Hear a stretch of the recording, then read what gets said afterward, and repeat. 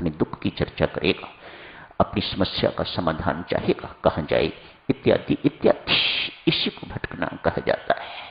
जिसका मन सद्गुण निरोग हो गया है, जिसका मन स्वस्थ हो गया है, पवित्र हो गया है, वह भटकता नहीं है। पवित्र, निरोग, शुद्ध, ये सारे के सारे शब्द जो मन के लिए प्रयोग किए जाते हैं, इनका अभिप्राय सद्गुण इतना ही है कि ये मन परमात्मा के साथ जुड़ चुका हुआ है। इसके अतिरिक्त इस संसार में कोई दूसरा साधन दिखाई नहीं देता इसके पवित्रीकरण का। इसे संसार से हटाना चाहते हो तो एक ही साधन है, इसे परमात्मा के साथ आपको लगाना होगा। ओ बुल्लिया रबदा की पावनाएं एथों पुटना त्या थेलावना। बुल्ला शाह एक अनपढ़ महान संत क्या कहता है, ओ बुल्लिया रबदा की पावनाएं एथों पुटना त्या थेलावना। यहां से उखाड़िएगा, उसे संसार से उखाड़िएगा और उसे परमात्मा के साथ जोड़ दीजिएगा। बस इतना ही कार्य करने वाला है। सुनने में बहुत आसान है, जीवन भी बीत जाए देवियों सज्जनों तो भी महंगे नहीं है। जिसने मन पर जीत कर ली उसने संसार जीत लिया, वह सम्राटों का सम्राट बन गया। जिसका मन पर नियंत्रण नहीं है वह दासों का दास होगा। अमीर होते हुए भी वह कंगाल होगा। बहुत सुखी आपको दिखाई देता हुआ भी अंदर से दुखी होगा। इसे बकरा भी कहा जाता है। बकरा एक ही आवाज निकालता है, मैं मैं मैं। सद्गुण मन में और मैं में कोई अंतर नहीं है, मन में और माया में कोई अंतर नहीं है। इसके सारे खेल वो खिलाड़ी मन के हैं। स्वामी जी महाराज ऐसा कहते हैं, ये सारे के सारे खेल, सुख दुख जो भी कुछ जीवन में आता है, ये सब इस मन के खेल हैं। आपको परमात्मा से जोड़ता है या परमात्मा से विमुख करता है, ये सब मन का खेल है।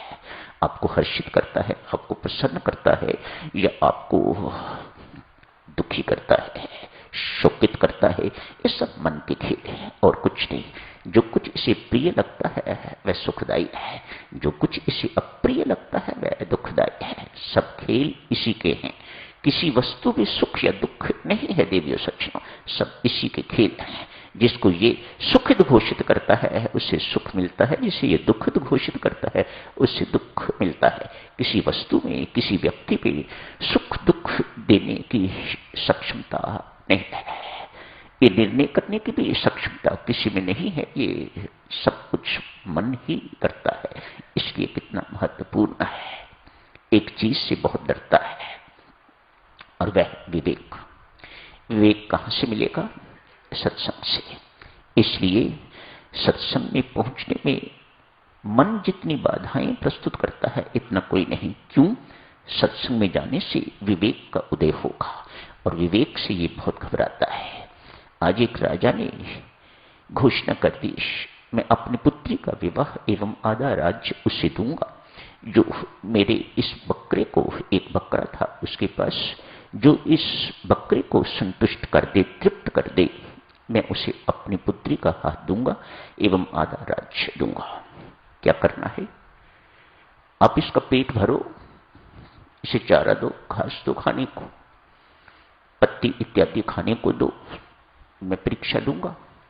यदि पत्ती आगे करने से ये मुंह ना मारेगा तो मैं समझूंगा कि इसका पेट भर गया है। जो कोई भी इसका पेट भरेगा मैं उसे अपनी पुत्री एवं आधा राज्य दूंगा। बहुत बड़ा प्रलोभन है, कोई छोटा प्रलोभन नहीं है।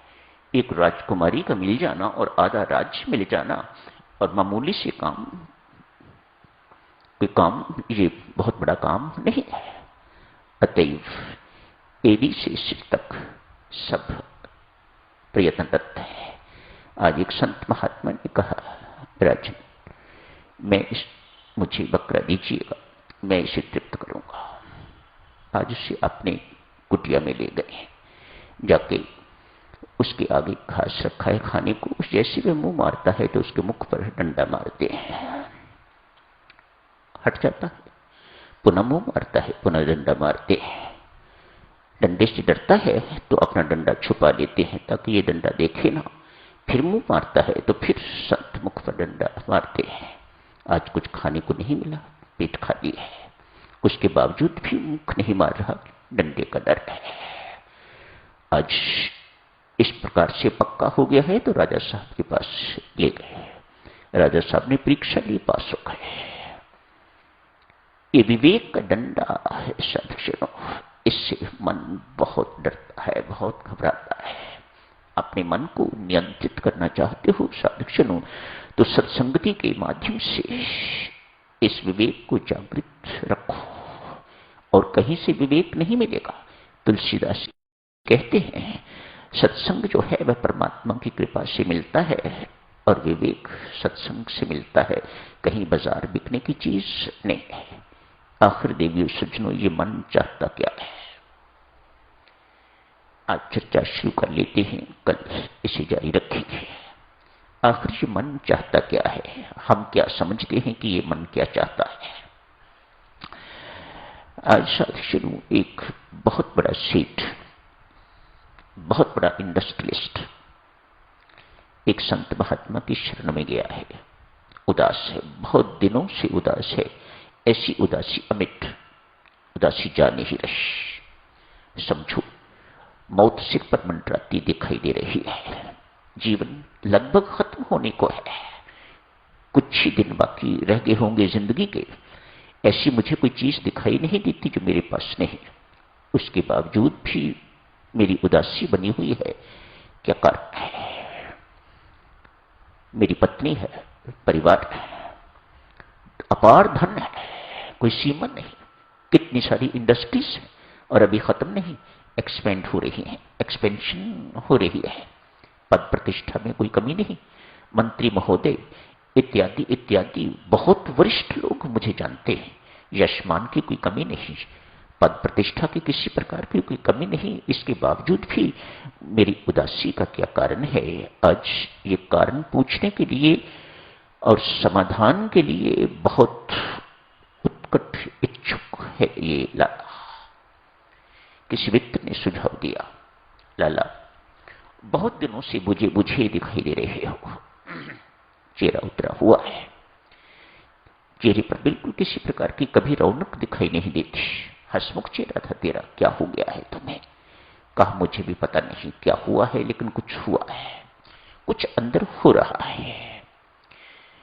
इतना संतुष्ट करने के बावजूद भी, इतना सब कुछ इस मन को देने के बावजूद भी अभी भी ये कुछ और मांग रहा है, मेरी समझ से बाहर है। आज संत महात्मा के पास जाके यही निवेदन किया है, महात्मन मेरी अंतिम आस हो आप, मैं थक के हार के आया हूं, जीवन से थका हुआ व्यक्ति आज आपकी चरण शरण में आया है, मेहरबानी करके मेरी समस्या का समाधान कीजिएगा। मुझे ये बताइएगा, मैंने अपनी जिंदगी में इस मन को क्या नहीं दिया?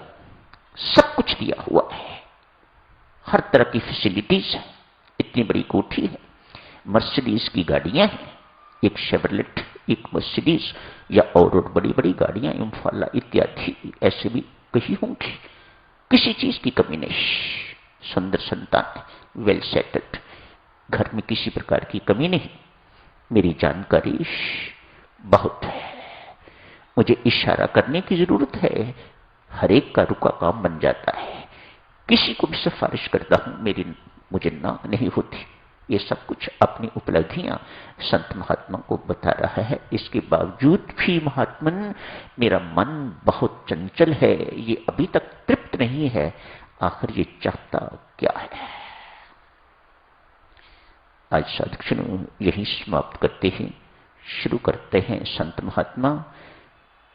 लाला मन जिसे तू चंचल मान रहा है वह चंचल नहीं है, वह विवेकी है, वह नहीं चाहता जो तुम दे रहे हो, वह परमात्मा की भक्ति चाहता है, वह परमात्मा को चाहता है, वह भगवत प्रेम चाहता है, वह परम सुख चाहता है, और आप उसे संकटालय में भेज रहे हो जिसे संसार कहा जाता है, दुखालय में भेज रहे हो जिसे संसार कहा जाता है। इसलिए बेचारा बहुत दुखी है। कल करेंगे साधुजनों इसकी चर्चा। आज यहीं समाप्त करने की इजाजत दीजिएगा। धन्यवाद।